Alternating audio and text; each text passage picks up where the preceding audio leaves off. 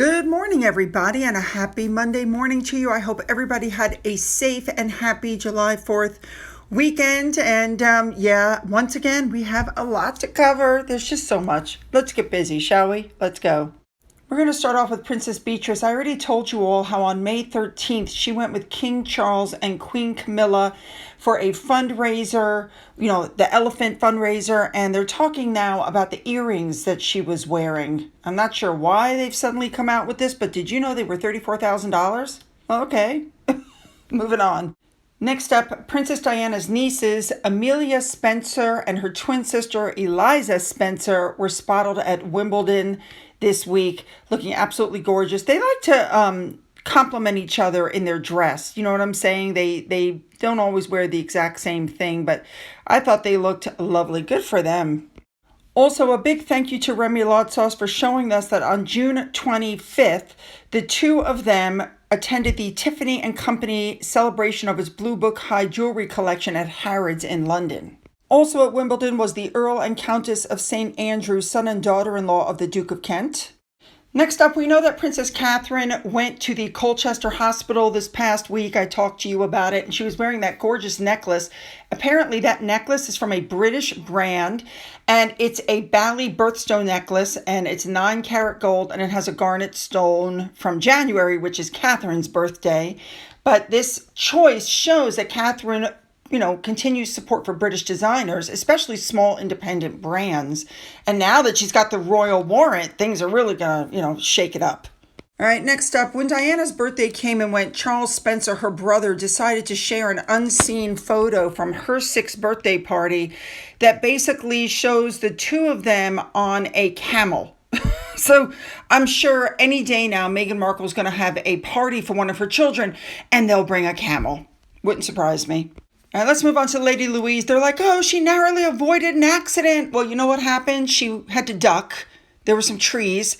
I don't see with the reporting trying to make it seem like she was in danger. She was not. She ducked.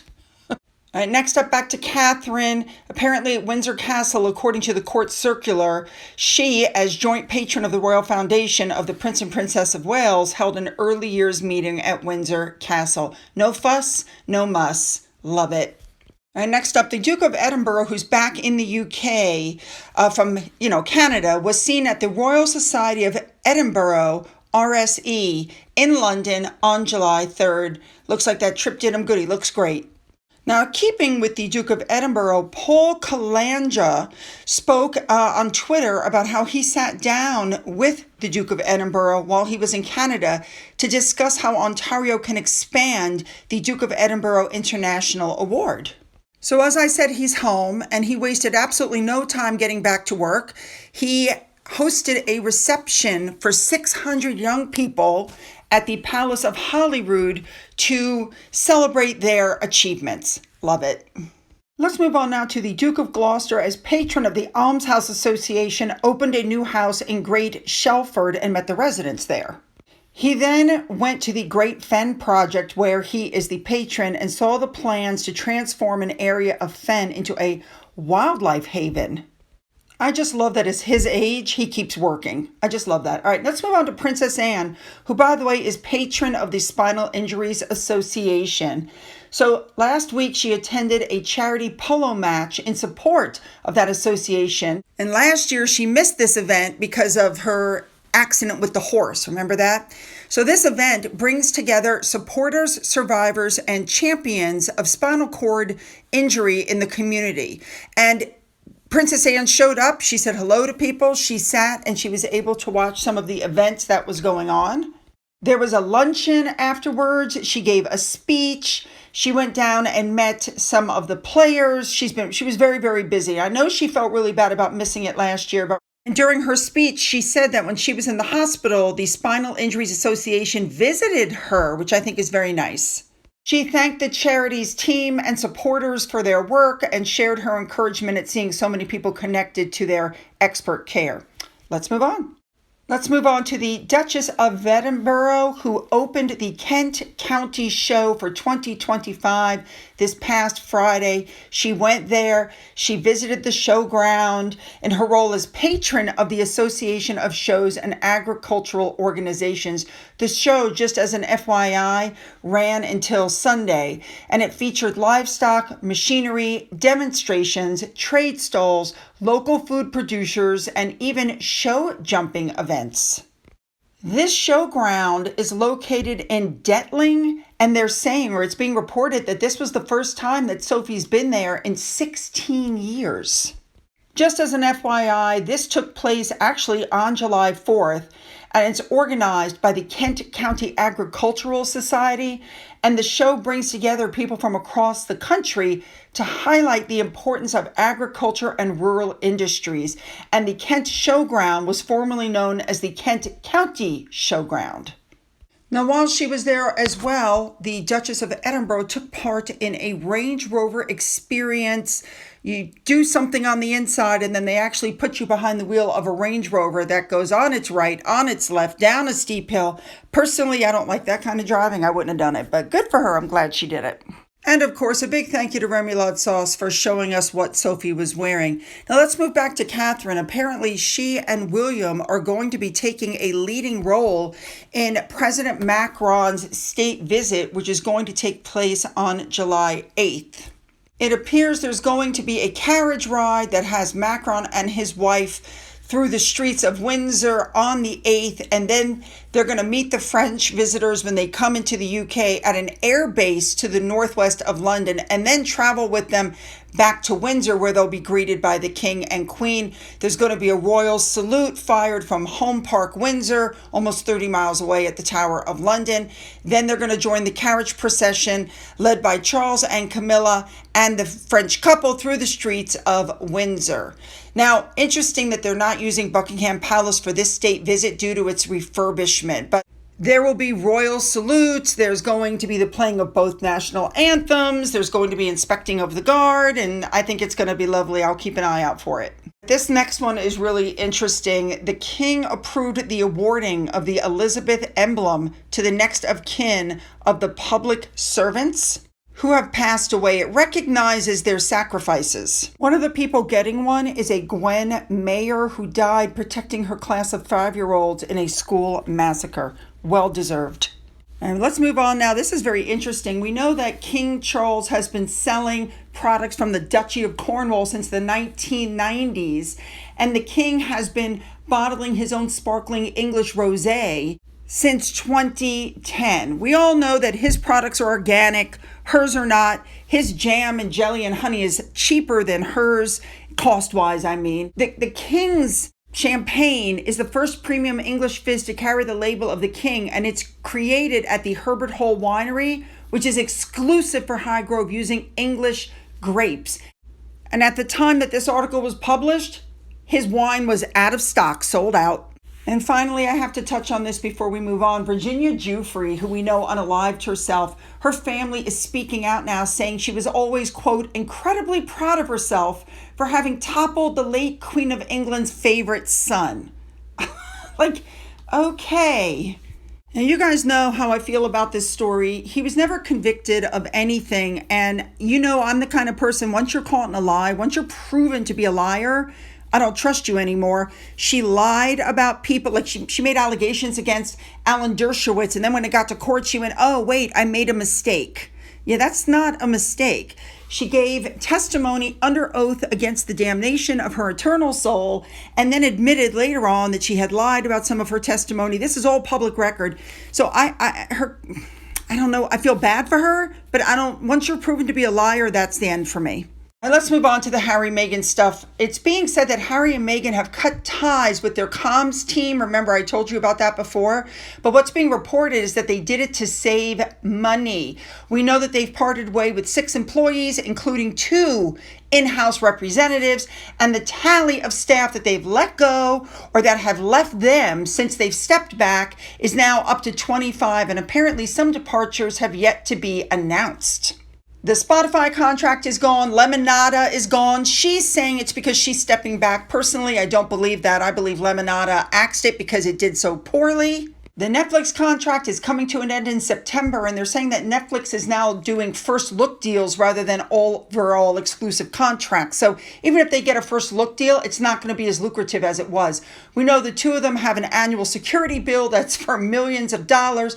They bought this huge house. They have like $60,000 a month in expenses that they have to pay. They have to pay for their staff. I mean, it's just unbelievable. And let's not forget, Meghan just said in her interview with that woman that she just finished post-production on her Netflix show. You know why that is? You know why they split it and did that? Because her views were panned, her show was panned, and so they have literally been re-editing the entire thing for the next quote-unquote series, which was taped at the same time, so that it'll probably be more palatable to the general public. That's what they're trying to do. We'll see. All right, remember I told you the gloves were off with the UK media? Well, Kevin Sullivan from Talk TV had something to say. Listen to this. It goes without saying, of course, that demand has been so extraordinary that supplies of Chateau Meg swiftly dried up. As with all of her unremarkable produce, she's sold out. So what's new? Same old, same old. As a business model, nothing ever being available seems to me to leave a lot to be desired. But there's one more niggling problem. Exactly what is all this stuff the newly renamed Meghan markup is flogging us at astronomical prices? Is it homemade? Is it hell? Is it craft produced? Is it hell? It's mass produced. So if you want to pay through the nose for factory-made scam jam, those ridiculous dried flowers her ladyship is so obsessed with, and lashings of unfine wine, go right ahead. Me, I think I'll take a pass. Cheers. It is ridiculous, isn't it, the prices she's charging. All right, let's move on. We're well aware that Harry really wants to get back with his family, and articles are coming out now saying that Harry is planning to return to the UK alone, a solo return to try to heal the relationship with his family, because he finally realizes that involving his wife is a non-starter, that he's finally accepted that if any reconciliation is going to happen in his family, it has to be without his wife. So he's going from demanding an apology to begging to be seen. I mean, I don't know how he's going to do it. Even these articles are saying Harry is whipped. The family is well aware of it. Meghan has a reduced status now. We keep hearing things consistently coming out from courtiers and people that are close to the royal family that Harry is under Meghan's thumb. Well, tell us something that we don't know. We all knew that. This man was so desperate to get married, he grabbed at her. And, there you go.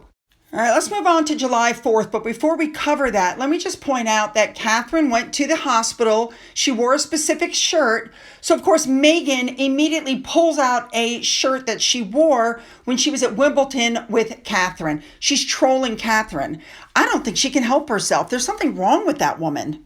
Let's move on now to Harry and Meghan's supposed children's titles. They're saying that they should be removed. People tend to forget that July 4th was when we broke with Britain. We don't have royalty here. We don't. The titles are useless. Now, the Danish royal family recently removed the titles to slim down the monarchy, and they're saying that, William and Charles should do the same thing, and I agree.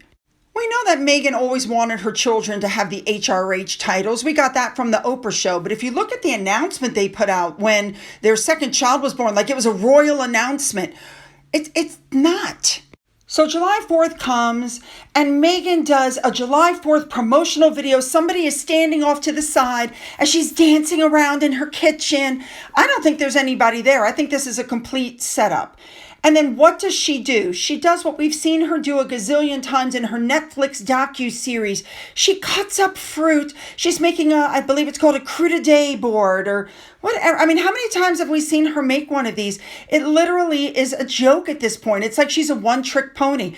Then she does her famous seal clap. Look, look, look. It's just, it's old, it's boring, it's stale. Here is what people said about this.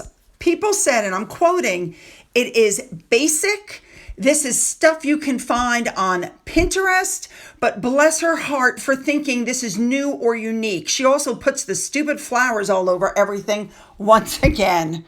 People pointed out that they're trying to sell an elevated lifestyle brand, but I think it looks like my regular friends' neighbors did it, and it's downright embarrassing. Now, the one thing that she did make sure everybody saw in these videos was her very large pinky ring. And let me just say, you don't cook or cut or do stuff with jewelry on because they're dirty. Your jewelry's dirty. And then she sticks her tongue out, pops something in her mouth, and then goes back to working on the board without washing her hands. It's so nasty.